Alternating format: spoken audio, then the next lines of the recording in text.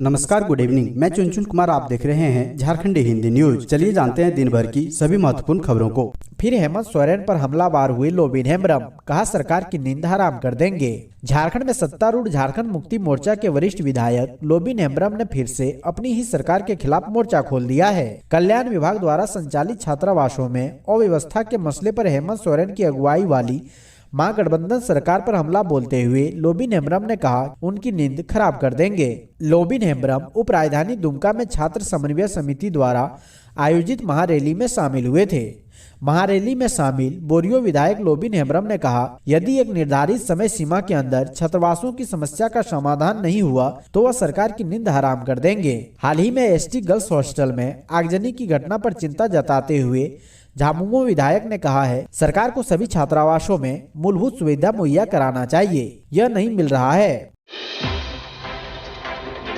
PN Singh ने कहा, हेमंत के नियंत्रण में नहीं है राज्य की विधि व्यवस्था। प्रदेश में अपराधियों की समानांतर सरकार चल रही है। यह बात बोकारो में एक निजी कार्यक्रम में शामिल होने आए धनबाद के सांसद पशुपतिनाथ सिंह ने शुक्रवार को कही। उन्होंने मुख्यमंत्री पर हमला बोलते हुए कहा कि राज्य में कानून व्यवस्था चौपट हो गई है। मुख्यमंत्री केवल बयानबाजी करते हैं, बयानबाजी से राज्य का विकास संभव नहीं है। उन्होंने कहा है कि सरकार ने पूरी तरह अपनी ताकत गलत कार्यों में झोंक दिया है। आज हेमंत सोरेन की सरकार राजस्व की बात कर रही है, लेकिन यहाँ बालू, कोयला, पत्थर, लोहा समेत कई चीजों की खुलेआम लूट हो रही है। जब राजस्व देने वाली संपत्ति की लूट हो जाएगी तो आखिर राजस्व कहां से आएगा?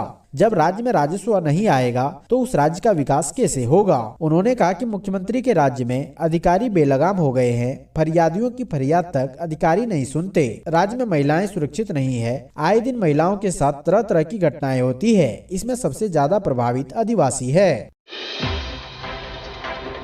इस राज्य में कक्षा 8वीं में पढ़ने वाले 9 लाख छात्र छात्राओं को मिलेगी निःशुल्क साइकिल। झारखंड के सभी सरकारी विद्यालयों की कक्षा 8वीं में पढ़ने वाली एससी, एसटी, ओबीसी, अल्पसंख्यक वर्ग के छात्र छात्राओं को निःशुल्क साइकिल दी जाएगी। कोरोना एवं विभिन्न कारणों से पिछले 2 वर्षों से छात्रों को साइकिल नहीं दी जा सकी है। इसे ध्यान में रखा गया है। कल्याण विभाग के प्रस्ताव के तहत वर्ष 2020-21 में कक्षा 8वीं के स्टूडेंट जो अब 10वीं में अध्ययन कर रहे हैं उन्हें भी साइकिल दी जाएगी। इसी प्रकार 2021-22 के स्टूडेंट जो इस समय 9वीं में पढ़ रहे हैं और मौजूदा कक्षा 8वीं के छात्रों को निःशुल्क साइकिल दी जाएगी। विभाग निविदा प्रक्रिया से झारखंड खरीदकर छात्रों को देगा। इस प्रकार 366 करोड़ की लागत से करीब 9 लाख छात्रों को साइकिल मिलेगी। रांची में हुए मिड डे मील घोटाले का आरोपी राजू कुमार वर्मा गिरफ्तार, ईडी कर रही थी 2 साल से तलाश। प्रवर्तन निदेशालय ने रांची में हुए 100 करोड़ रुपए के मिड डे मील घोटाले में मनी लॉन्ड्रिंग के आरोपी भानु कंस्ट्रक्शन के कर्मचारी राजू कुमार वर्मा को पटना से गिरफ्तार किया। कोर्ट के आदेश पर ईडी ने उसे 5 दिनों के रिमांड पर लिया है। ईडी को 2 साल से उसकी तलाश थी। उसे पकड़ने के लिए ईडी ने जाल बिछाया था। ईडी ने राजू की पत्नी का नंबर ट्रैक किया, लेकिन उसका लोकेशन कभी खुंटी, कभी बिहार शरीफ तो कभी नालंदा सहित अन्य जिलों में मिलता रहा। पिछले कुछ दिनों से नंबर का लोकेशन पटना दिख रहा था। तब ईडी ने राजू को पकड़ने की योजना बनाई। ईडी की टीम ने उसकी पत्नी के नंबर पर फोन कर बताया कि वे एक कंपनी के कस्टमर केयर से बोल रहे हैं। उनके नाम पर नॉन स्टिक कुकवेयर का गिफ्ट निकला है। राजू को उसकी पत्नी ने गिफ्ट लेने के लिए भेजा। जब वह गाया घाट स्थित सेंटर गिफ्ट लेने पहुंचा तो पहले से तैयार ईडी की टीम ने उसे पकड़ लिया। आवासीय स्कूलों में शिक्षक नियुक्ति में महिलाओं को 50% आरक्षण, इन विद्यार्थियों को मिलेगी साइकिल। मुख्यमंत्री हेमंत सोरेन की अध्यक्षता में गुरुवार को झारखंड कैबिनेट की बैठक हुई। इसमें आवासीय विद्यालयों में शिक्षकों की सीधी नियुक्ति के मामले में महिलाओं को 50% क्षैतिज आरक्षण देने का निर्णय लिया गया है। अनुसूचित जनजाति, अनुसूचित जाति, अल्पसंख्यक एवं पिछड़ा वर्ग कल्याण विभाग के अंतर्गत आवासीय विद्यालयों में शिक्षकों की सीधी नियुक्ति में झारखंड राज्य की महिलाओं को 50% क्षैतिज आरक्षण प्रदान करने को लेकर झारखंड राज्य कल्याण विभाग आवासीय विद्यालय शिक्षक नियमावली 2017 से आच्छादित शिक्षकों के पद को झारखंड पदों एवं सेवाओं के रिक्तियों में आरक्षण अधिनियम 2001 के दायरे से बाहर करने की स्वीकृति दी गई। हजारीबाग में धान खरीद में करोड़ों का घोटाला, एफआईआर दर्ज। हजारीबाग जिला में पैक्स के मिल को धान नहीं देने का मामला उजागर हुआ है, जिसमें लाखों रुपए का घोटाला होने की आशंका है। ऐसे में दो पैक्स अध्यक्ष अंकित भारद्वाज और सुरेश प्रसाद मेहता के ऊपर संयुक्त रूप से प्राथमिकी दर्ज करने का आदेश इचाक थाना को निर्गत किया गया है। हजारीबाग में धान के 100% उठाव नहीं होने पर पैक्स के विरुद्ध प्राथमिकी दर्ज की गई है। दरअसल हजारीबाग में खरीफ विपणन मौसम 2020-21 में लोहंडी पैक्स में भंडारी धान के 100% उठाव नहीं होने की स्थिति में पैक्स के विरुद्ध प्राथमिकी दर्ज की गई है।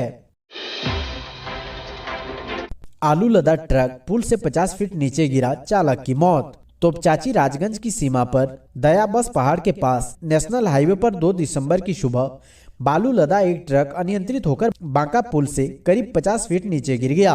हादसे में ट्रक चालक बबलू हाजरा की मौत हो गई। वह पश्चिम बंगाल के वर्धमान का रहने वाला था, जबकि खलासी फुलचंद गंभीर रूप से घायल हैं। ग्रामीणों ने घायल खलासी को NHAI के वाहन से इलाज के लिए SNMMCH धनबाद भेज दिया।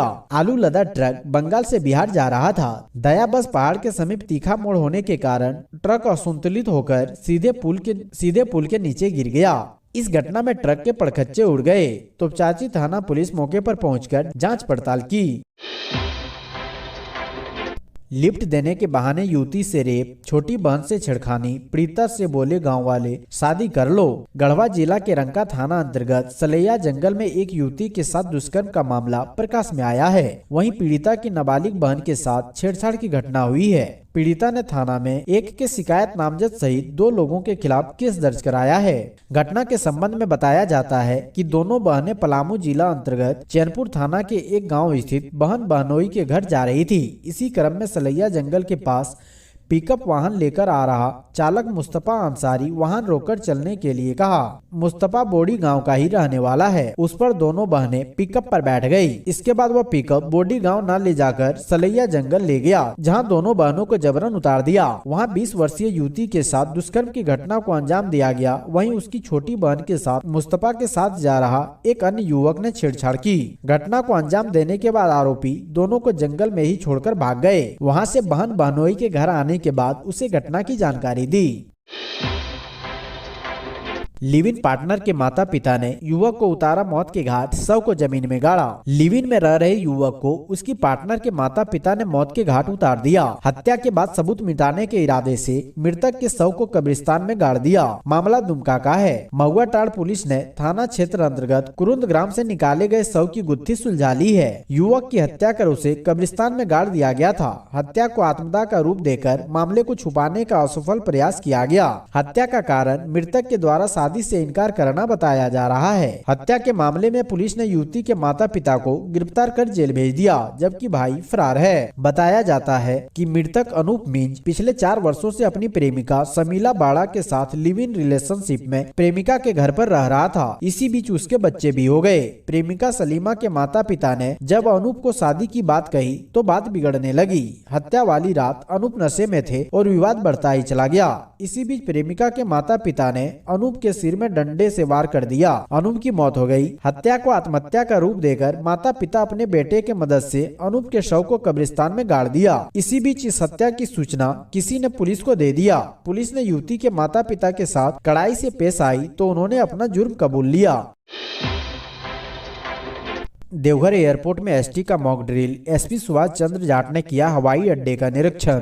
देवघर जिला में आतंकवाद निरोधी दस्ता ने मॉक ड्रिल किया है। देवघर एयरपोर्ट में एटीएस का मॉक ड्रिल हुआ। देवघर एयरपोर्ट की सुरक्षा व्यवस्था को लेकर एसपी सुभाष चंद्र जाट ने गुरुवार को संपूर्ण एयरपोर्ट परिसर का भ्रमण करते हुए निरीक्षण किया। उन्होंने सुरक्षा के संबंध में विस्तार से समीक्षा की। देवघर एसपी सुभाष चंद्र जाट ने देवघर एयरपोर्ट की समीक्षा में प्रतिनियुक्त आतंकवाद निरोधी दस्ता के द्वारा एयरपोर्ट सुरक्षा को लेकर मॉक ड्रिल कराया। इस दौरान यहां उत्पन्न होने वाली किसी भी प्रकार की आपात स्थिति से निपटने के लिए दस्ते की टाइमिंग व रिस्पांस जांचने के लिए एक सफल अभ्यास करवाया। साथ ही आतंकवादी निरोधी दस्ता के साथ साथ देवघर एयरपोर्ट की सुरक्षा में तैनात पुलिस पदाधिकारियों व कर्मियों को एयरपोर्ट पर होने वाली किसी भी प्रकार की सुरक्षा संघ की संभावना पर निगरानी रखने व आतंकी हमला होने की स्थिति में किए जाने वाले कार्रवाई से संबंधित आवश्यक दिशा निर्देश दिए।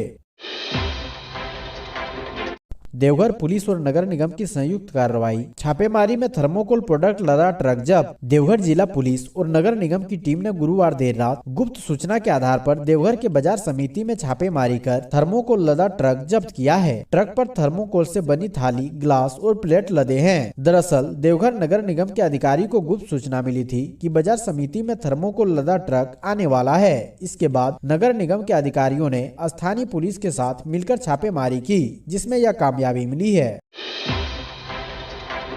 रांची के बाद धनबाद में प्रीपेड स्मार्ट मीटर लगाने का रास्ता हुआ साफ। रांची के बाद धनबाद में स्मार्ट मीटर लगाने का रास्ता साफ हो गया है। शुक्रवार को JBBNL के SPC यानी स्पेशल परचेज कमेटी की बैठक MD अविनाश कुमार की अध्यक्षता में निगम मुख्यालय में हुई। इसमें दूसरे चरण के तहत धनबाद में 1.5 लाख उपभोक्ताओं को स्मार्ट मीटर लगाए जाने के प्रस्ताव को मंजूरी दी गयी। बेंटेक कंपनी को काम देने का निर्णय लिया गया। इस पर कुल 100 करोड़ रुपए खर्च किए जाएंगे, जो राज्य सरकार वहन करेगी। नए साल में फरवरी-मार्च के बीच स्मार्ट मीटर लगाने का काम शुरू कर दिया जाएगा। इसके बाद राज्य के अन्य शहरों में RDSS स्कीम के तहत स्मार्ट मीटर लगाए जाएंगे। रांची में पायलट प्रोजेक्ट के तहत लगाया गया 1000 स्मार्ट मीटर लगाने का काम पूर्ण हो चुका है। अब JBBNL द्वारा इसकी टेस्टिंग की जा रही है। टेस्ट में पैरामीटर सही पाए जाने पर इसे प्रीपेड सिस्टम से जोड़ा जाएगा।